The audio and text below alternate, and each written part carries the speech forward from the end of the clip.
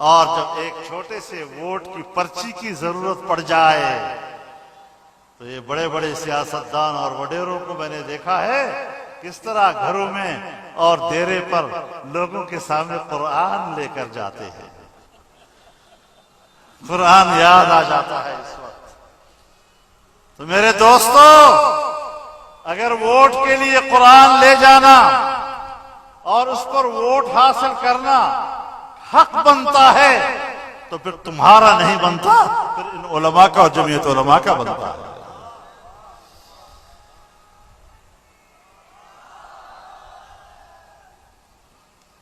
जिनको कुरान पढ़ना नहीं आता, जिनको कुरान करीम की तिलावत करनी नहीं आती, उनको भी इन दिनों में कुरान याद आ जाता है।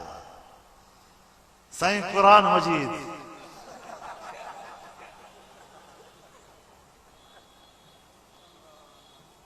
सारी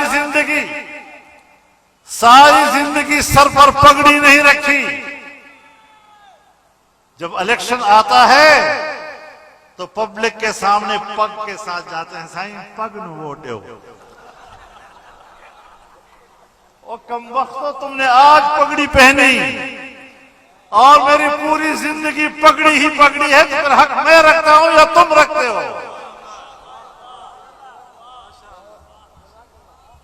फिर जाते हो जलसों में दामन बिछाते हो, दामन बिछा के आया हूं, पिंड आया ना। तो मैं जानता हूं तुम तो गांव में आकर कमीज पहनते हो और तुम्हारा दामन बन जाता है, वरना तुम्हारी जिंदगी तो कोट पतलून में गुजरती है, जिसका दामन होता ही नहीं है।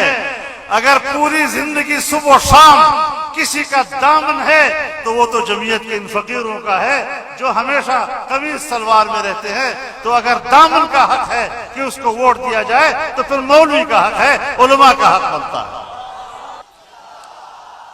और मैं उलमा किराम की खिदमत में भी अर्ज करना चाहता हूं,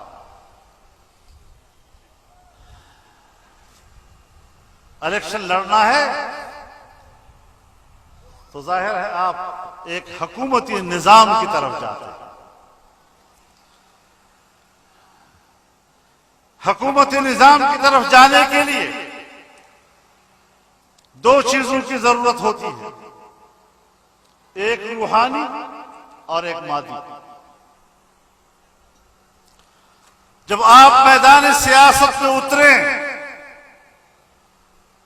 तो फिर आपका अकीदा होना चाहिए कि मेरा मकसद इलाए कलिमतुल्लाह है, अल्लाह के कलमे की सरबुलंदी है।